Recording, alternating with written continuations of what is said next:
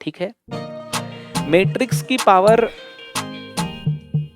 1/2 कोई लिख दे, मैट्रिक्स की पावर माइनस में ऐसे कर, सेम ऑर्डर की स्क्वायर मैट्रिसेस ली है मैंने, ऑर्डर सेम है तो जोड़ना तो बिल्कुल भी संभव है। तो a प्लस बी का स्क्वायर करेंगे तो क्या आएगा, नॉन स्क्वायर मैट्रिसेस के पोलिनोमियल्स नहीं होते हैं। तो यहाँ पे a क्या है, where a is a square matrix, c भी होती और a प्लस बी प्लस सी का स्क्वायर मेरे को करना होता तो क्या लगता है, क्या आंसर आता है सिर्फ स्क्वायर मैट्रिसेस में। बाकी मैट्रिसेस में डायगोनल नाम की चीज बनती ही नहीं है, तो ये होती है सम ऑफ डायगोनल एलिमेंट्स, है ना, ये लिख देता हूं, sum of diagonal elements, same order की स्क्वायर मैट्रिसेस हैं।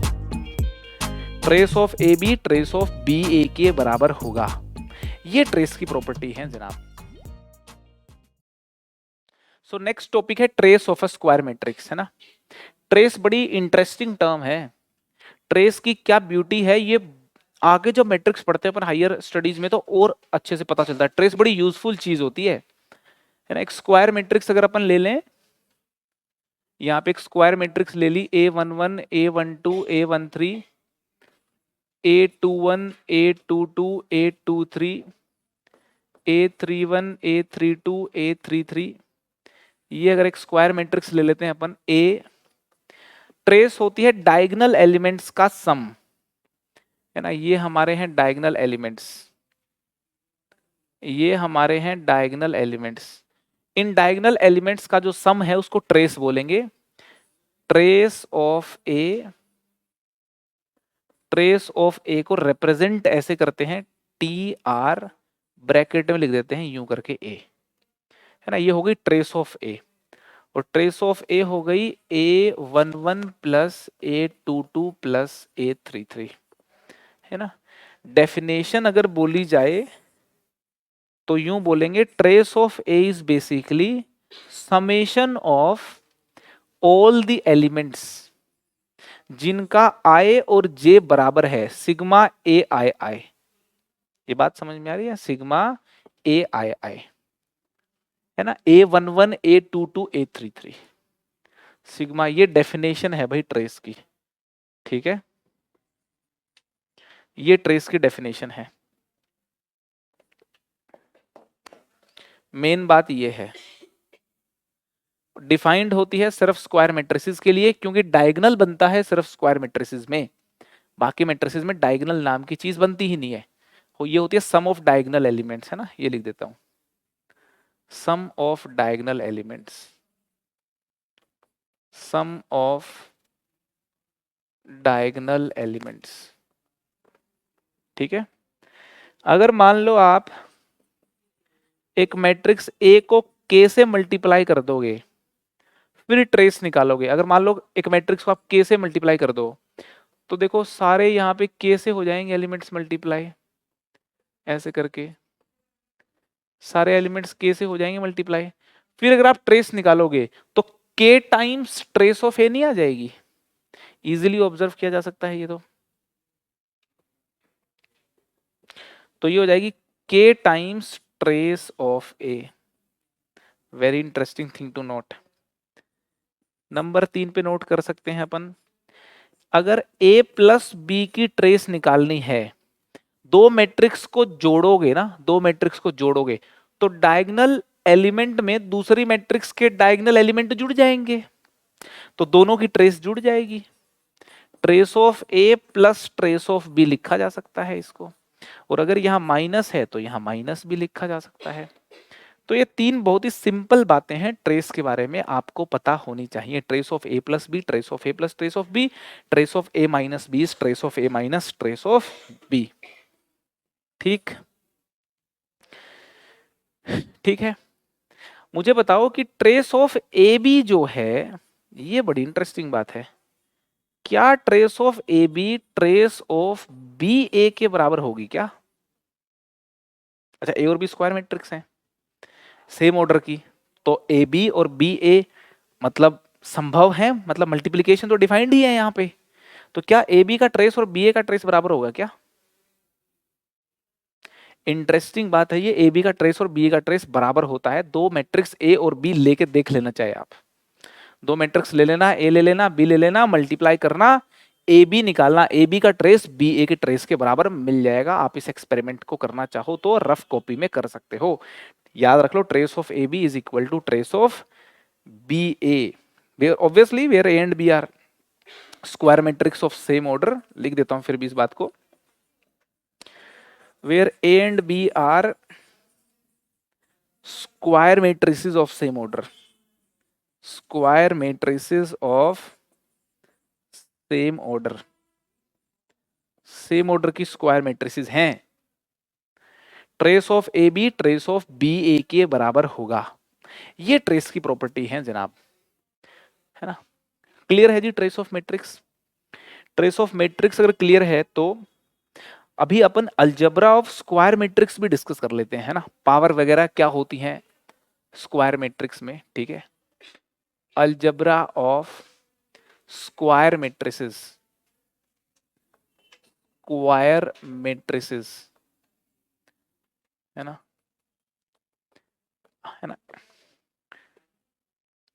अलजेब्रा ऑफ स्क्वायर मैट्रिसेस, है ना। मैं एक स्क्वायर मैट्रिक्स ले रहा हूं ए एंड बी, है ना। Let A and B are square matrices, और फिर कुछ बातें कर रहे हैं अपन। A and B are square matrices. देखो जरा, स्क्वायर मैट्रिसेस में ए और मैट्रिक्स ए को जब डिफाइन करते हैं ना, तो इसको ए स्क्वायर लिख सकते हैं। किसी और मैट्रिक्स में ऐसी हिम्मत नहीं कर पाओगे आप। अगर मैट्रिक्स स्क्वायर नहीं होगी तब पावर में लिख देने की हिम्मत नहीं हो पाएगी। कहीं पे अगर पावर में लिखा है तो समझ जाना आप स्क्वायर मैट्रिक्स है, तभी लिखने की उसने हिम्मत की है। ए इंटू ए को आप ए स्क्वायर बोल सकते हो। इसी प्रकार से ए इंटू ए को आप ए क्यूब बोल सकते हो, है ना, एंड सो ऑन। अगर n टाइम्स आपने मल्टीप्लाई कर दिया है एक स्क्वायर मैट्रिक्स को, तो जैसे रियल नंबर्स में बोलते हैं वैसे ही मैट्रिक्स में भी पावर में लिखा जा सकता है। ऐसे a की पावर n लिख दिया, n टाइम्स अगर कर दिया तो आपने, ठीक है। मैट्रिक्स की पावर लिखना स्क्वायर मैट्रिसेस में ही संभव है, और जगहों पे संभव नहीं है, ठीक है। मैथमेटिशियन लोगों ने सोचा कि एक मैट्रिक्स की पावर 0 का भी कुछ मीनिंग होगा क्या। मैट्रिक्स की पावर 0 फिजिकली फील करके देखोगे तो फील आएगा ही नहीं तुमको। एक मैट्रिक्स की पावर 0 को डिफाइंड किया हुआ है आइडेंटिटी मैट्रिक्स के बराबर। ऐसा डिफाइन करने से मैथ्स की कई सारी दुविधाएं सोल्व हो रही थी, इसलिए ऐसा किया गया है। आपको दिमाग नहीं लगाना, काय को a की पावर 0 आइडेंटिटी होता है, बाय डेफिनेशन ऐसा होता है। क्यों होता है? क्योंकि ऐसा करने से मैथ्स में बड़ी चीजें आसान हो जाती हैं, ठीक है। इतना आपने को समझना है बस। बहुत इस पे रिसर्च वाली बातें करेंगे तो काफी डीप हो जाएगा डिस्कशन। ए की पावर 0, मैट्रिक्स की पावर 0 डिफाइंड होती है सिर्फ स्क्वायर मैट्रिक्स की पावर 0। अगर नॉन स्क्वायर मैट्रिक्स की पावर 0 लिख दोगे दैट इज मीनिंगलेस क्वांटिटी, काटा मार दिया जाएगा उसके ऊपर, ठीक है। मैट्रिक्स की पावर 1/2 कोई लिख दे, मैट्रिक्स की पावर माइनस में ऐसे करके लिख दे कोई, ये हरकतें बिल्कुल बर्दाश्त नहीं की जाएंगी मैट्रिक्स में। Not defined, such type of quantities are not defined, such types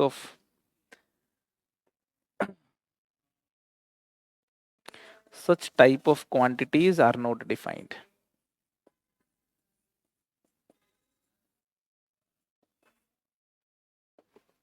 ऐसी चीजें मैथ्स में नहीं डिफाइंड। मैट्रिक्स की इस प्रकार की पावर्स जो हैं वो डिफाइंड नहीं की जाती। जैसे रियल नंबर्स में सीन होता है वैसे ही यहां पे भी सीन होता है। a की पावर m इंटू a की पावर n को a की पावर m प्लस n लिख सकते हो, है ना। और ये तभी बर्दाश्त किया जा सकता है जब m और n आपके होल नंबर्स हैं, एम और एन होल नंबर्स नहीं है तो ये बात बर्दाश्त से बाहर हो जाएगी फिर। ठीक है, ये वाली बात भी बर्दाश्त कर सकते हैं अपन। ए की पावर एम और पूरे की पावर एन लिखी हो तो जैसा रियल नंबर्स में करते हैं वो हरकत यहाँ पे करनी अलाउड है। ए की पावर एम इंटू एन लिख सकते हो आप, है ना। जैसे आपने रियल नंबर्स का अलजबरा सीखा था, अपन यहाँ मैट्रिसेस का अलजबरा सीखने का प्रयास कर रहे हैं। और भी कुछ सीखा था क्या रियल नंबर्स में, ऐसा ही कुछ करके। रियल नंबर में एक एक्स्ट्रा चीज ये भी सीखी थी कि ए की पावर एम अपॉन ए की पावर एन इक्वल टू ए की पावर एम माइनस एन, मगर मैट्रिसेस में वो नहीं कर सकते अपन क्योंकि डिवीजन यहाँ पे अलाउड नहीं होता है। ठीक है, बस तो हो गई चीजें एकदम बढ़िया। ठीक है, कई जगहों पे ए की पावर -1 देखने को मिलता है। अगर कहीं पे आपको ए की पावर -1 देखने को मिले तो ये मत समझना कि मैट्रिक्स की पावर -1 है वो। हमें ये समझना है कि वो इनवर्स मैट्रिक्स है ए की। इसका मतलब हमें ये समझना है कि वो इनवर्स मैट्रिक्स है ए की, इनवर्स मैट्रिक्स ऑफ ए। और मैं एक जगह एक क्वेश्चन कर रहा था सोल्व, मुझे ए की पावर -2 भी देखने को मिला उस सवाल में। तो मुझे क्या कमेंट करना चाहिए उस सवाल में? सवाल इज रॉन्ग तो कमेंट नहीं कर सकते क्योंकि फाइनल पेपर का सवाल है। तो वो ए इनवर्स की पावर 2 है बेसिकली। कई बार ए इनवर्स की पावर 2 को, ए इनवर्स तो एक सिंबल है ना, ए इनवर्स की पावर 2 को कुछ लोग ए की पावर -2 लिख देते हैं कंफ्यूज करने के लिए। आपको कंफ्यूज होना नहीं है। अगर कोई ए की पावर -2 लिख दे तो आप उसको बोलो कि तुझे लिखना नहीं चाहिए था, फिर भी लिख दिया है तो जरूर तुमने ए इनवर्स की पावर 2 समझ के लिखा होगा। ये कंक्लूजन निकालना है कोई लिख दे तो, और तुम्हें तो बिल्कुल लिखना ही नहीं है। ठीक है ना। इनवर्स मैट्रिक्स ऑफ ए, है ना, इनवर्स मैट्रिक्स ऑफ ए। ऐसी पावर अगर आपके सामने आती हैं तो क्या सोच इस्तेमाल में लाओगे, आपको पता चल गया होगा। ठीक है ठीक है जी, और कुछ बातें कर लेते हैं। ये कर दूं, आगे कर दूं? अच्छा, अगर जैसे रियल नंबर में जैसे बातें होती थी वैसे मैट्रिक्स में बातें करने लग जाएं अपन, जैसे अलजबरा में बातें करते थे ए प्लस बी का होल स्क्वायर। ए और बी का ऑर्डर सेम है जी। यहाँ पे मैंने A and B square matrix ली है of same order, of same order, ये लो लिख देता हूं। सेम ऑर्डर की स्क्वायर मैट्रिक्स ली है मैंने। ऑर्डर सेम है तो जोड़ना तो बिल्कुल भी संभव है। तो ए प्लस बी का स्क्वायर करेंगे तो क्या आएगा, है ना, क्या आएगा अभी देख लेते हैं। ये ऐसा कुछ आएगा, इसको लिखो ए प्लस बी इंटू ए प्लस बी। पहले तो ये समझना है कि भाई कोई मैट्रिक्स का स्क्वायर का क्या मीनिंग है, दिस इंटू दिस। अब इसको देखो जरा, अब देखो जरा, क्या करो आप, ये जो ए है इसको इस पूरी ब्रैकेट के साथ मल्टीप्लाई कर दो। अच्छा, मल्टीप्लाई भी कौन से वाला मल्टीप्लाई करोगे, पोस्ट वाला मल्टीप्लाई, है ना, क्योंकि ये बाद में लिखी है तो बाद में लिखी होनी चाहिए। इसको पहले लिख दोगे ना आप, पूरा गेम खत्म हो जाएगा फिर। इन बातों का बहुत केयरफुली ध्यान रखना है आपको। ए बाद में लिखी है तो बाद में सजाओगे आप इसको। फिर बी को इस पूरी ब्रैकेट से मल्टीप्लाई करोगे, मैंने कहा था ना डिस्ट्रीब्यूटिव प्रॉपर्टी, इसको इससे मल्टीप्लाई प्लस फिर इससे मल्टीप्लाई। तो फिर जो है आप ए प्लस बी को मल्टीप्लाई करना बी के साथ, ऐसा करो, है ना। हो गया ऐसा सीन। ऐसा सीन करने के बाद फिर क्या करेंगे अपन, फिर ए को मल्टीप्लाई करो ए के साथ, अरे ये तो ए स्क्वायर होता है।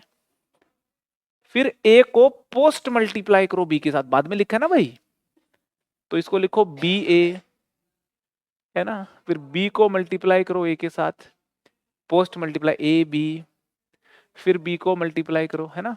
तो ये हो गया आपका बी स्क्वायर। ये होता है A square plus B A plus A B plus B square, है ना। बी ए और ए बी अलग हो सकते हैं, सेम भी हो सकते हैं, मगर ये बात जनरल लिख दी, है ना। अगर a माइनस बी का स्क्वायर कोई लिखता यहाँ पे तो उस भैया को भी अपन बता देते a माइनस बी के स्क्वायर लिखने वाले को कि जी ये हो गया A square minus B A minus A B plus B square, ये ऐसा आ जाएगा।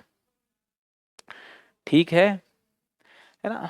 अगर कोई ऐसे फॉर्मूला की बात करने लग जाए कि जी हमको बताओ a plus b into a minus b क्या होता है, तो रियल वेरिएबल्स वाले अलजेब्रा में तो लिख देते थे कि ए स्क्वायर माइनस बी स्क्वायर होता है, मगर ये मैट्रिसेस हैं, तो मैट्रिसेस में क्या करोगे आप, ए को ए से मल्टीप्लाई करके बोलोगे ए स्क्वायर हो गया जी, बी से मल्टीप्लाई करके बोलोगे अरे ये तो बी ए हो गया, फिर माइनस में ए बी हो गया और माइनस में बी स्क्वायर, ऐसा लिखोगे आप।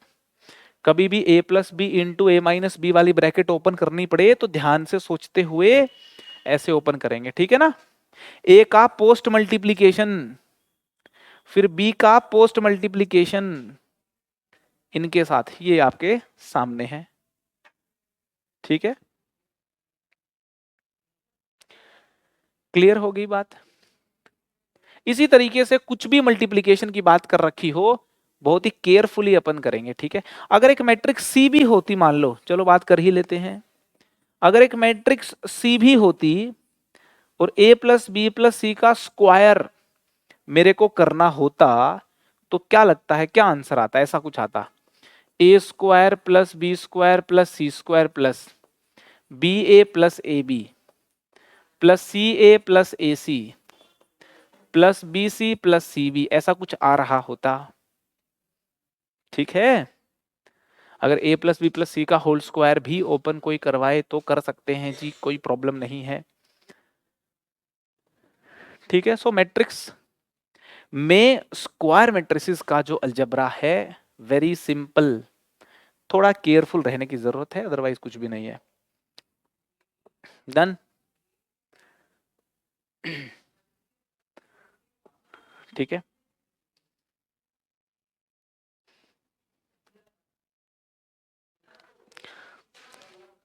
जैसे रियल नंबर्स में फंक्शन होते हैं ना, f x equal to x square होता है, f x equal to x cube होता है, ऐसे ही मैट्रिसेस में भी फंक्शन होते हैं, है ना। मैट्रिक्स में भी फंक्शन होते हैं, वेक्टर्स में भी फंक्शन होते हैं। हमारे सिलेबस में बस थोड़ी सी इंट्रोडक्शन है कि मैट्रिक्स के फंक्शन कैसे होते हैं, हम और मैट्रिक्स के सिर्फ पोलिनोमियल फंक्शन है हमारे सिलेबस में। हम बस ये सीखना चाहते हैं कि मैट्रिक्स पोलिनोमियल क्या चीज है, हम बस इतना सीखना चाहते हैं कि मैट्रिक्स पोलिनोमियल क्या है। हमारे सिलेबस में मैट्रिक्स पोलिनोमियल है, बस इतना पता चल जाए तो अपना काम हो जाएगा। और बहुत बार सवालों में मैट्रिक्स पोलिनोमियल की शकल में चीजें लिखी होती हैं, जेई के सवालों की बात करें तो। जैसे एक रियल फंक्शन अगर मैं ले लूं, यहां पे रियल फंक्शन मतलब x एक रियल नंबर हो तो, है ना। मैंने एक रियल फंक्शन ले लिया, ये लो, ऐसा कुछ करके ये ले लीजिए, ये मेरा फंक्शन एफ एक्स हो गया। मैं इसमें x की जगह पे 1 2 3 4 5 आयोटा 2 आयोटा 8 आयोटा कुछ भी पुट कर सकता हूं ना। ऐसे ही मैट्रिक्स भी पुट की जा सकती है। आप अगर इसमें मैट्रिक्स पुट करोगे तो इसको मैट्रिक्स फंक्शन बोला जाएगा। अगर आप पुट करोगे इसमें, if you will put x equal to a, यहां पे a क्या है, where a is a square matrix. पहले तो ये समझना होगा कि जो मैट्रिक्स पोलिनोमियल्स हैं वो स्क्वायर मैट्रिसेस के लिए ही बने होते हैं, नॉन स्क्वायर मैट्रिसेस के पोलिनोमियल्स नहीं होते हैं। सो यहां पे a क्या है, where a is a square matrix, a एक स्क्वायर मैट्रिक्स है। तो अगर आप x equal to a put करोगे तो एक मैट्रिक्स पोलिनोमियल बना रहा हूं, ध्यान से देखना, f of a equal to x की जगह क्या पुट करोगे, a क्यूब माइनस 3, x की जगह a पुट करोगे a स्क्वायर हो गया, x की जगह a पुट करोगे ये हो गया माइनस 8। ऐसा लिखना ठीक है क्या है, ऐसा लिखना ठीक नहीं है, क्योंकि एक मैट्रिक्स में रियल नंबर ऐड नहीं हो सकता। तो हम ऐसा सोचते हैं कि यार ये जो 8 है इसके बगल में x की पावर 0 लिख देते हैं। अब x की पावर 0 तो 1 होता है, कोई प्रॉब्लम नहीं है। तो जब आप x की जगह पे यहाँ पे a मैट्रिक्स पुट करोगे तो a की पावर 0 कितना होता है, i। तो इसी वजह से यहाँ पे i आ जाता है, ठीक है। तो जब भी आप एक मैट्रिक्स पोलिनोमियल की बात कर रहे हो, यहाँ पे i को लिखना ना भूलें, ठीक है। ऐसे पोलिनोमियल को मैट्रिक्स पोलिनोमियल बोला जाता है, बस इतना सा पता होना चाहिए। बाकी प्रॉब्लम्स में इस टर्मिनोलॉजी का इस्तेमाल किया जाता है और एक मैट्रिक्स में एक पोलिनोमियल में मैट्रिक्स का पुट करना आपको आना चाहिए बस, ठीक है। इंटरेस्टिंग बात है, जैसे रियल नंबर्स में होता है ना, वैसे यहां पे भी होता है। अगर मान लो मैं इसको नल मैट्रिक्स के बराबर कर दूं, अगर मैं इसको नल मैट्रिक्स के बराबर कर दूं, तो आपको क्या लगता है कितनी ए मैट्रिक्स होंगी जो इसको सेटिस्फाई कर रही होंगी? कितनी होंगी? 3 होंगी जो इसको सेटिस्फाई कर रही होंगी। उन 3 मैट्रिसेस को matrix root of this polynomial बोला जाता है। और ये बातें आपको हायर मैथमेटिक्स में पढ़ाई जाती हैं। यहां पे हम मैट्रिक्स रूट जैसी बातें अभी नहीं करेंगे, हमारे सिलेबस में नहीं है। बस एक हल्का आइडिया दे दिया आपको कि ये 0 के बराबर होने पे 3 मैट्रिक्स निकल के आएंगी। सम ऑफ रूट नहीं करते थे अपन, sum of root, product of root, वैसा वैसा रियल नंबर में करते थे, वैसी वैसी चर्चाएं यहां पे भी की जा सकती हैं, मगर अपने को करनी नहीं है, ठीक है, यहीं तक रहना है। तो ये कहानी है मैट्रिक्स पोलिनोमियल तक की, लिखना चाहो तो लिख सकते हो। आज अपन इतना ही करेंगे, ठीक है, आज अपन इतना ही करेंगे। अपन ने क्या किया है, काफी थ्योरी कर ली अभी तक। अलजेब्रा ऑफ मैट्रिसेस पढ़ लिया, स्क्वायर मैट्रिसेस का अलजेब्रा पढ़ लिया, एडिशन सब्ट्रैक्शन मल्टीप्लिकेशन के बारे में सीख लिया हमने। आज ट्रांसपोज सीख लिया डिटेल में, सिमेट्रिक स्क्यू सिमेट्रिक मैट्रिक्स की बात कर ली, ट्रांसपोज ऑफ अ मैट्रिक्स की बात कर ली, प्रॉपर्टीज ऑफ ट्रांसपोज पढ़ ली, रिवर्सल ऑफ ट्रांसपोज को याद रखना है, ठीक है। ठीक है, आज इतना ही। अगले लेक्चर में जो हम करने वाले हैं